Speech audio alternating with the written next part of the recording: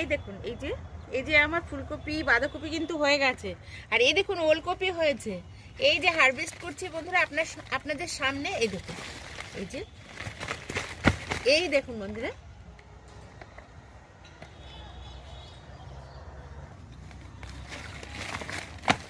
কত সুন্দর হয়েছে তাই না? মাটিটা আলগা তো খুব।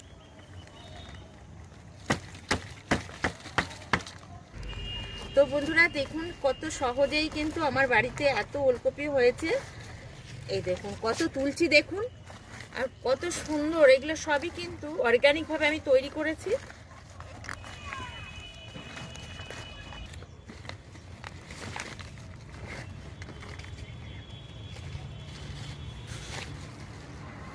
এই দেখুন বন্ধুরা কত সুন্দর আমার বাড়িতে অর্গানিকভাবে এই যে আমি এত ওলকপি করেছি। তো আপনারাও বন্ধুরা করবেন, আর একদম অর্গানিক সবজি আপনারা বাড়িতেই কিন্তু রান্না করে খেতে পারবেন।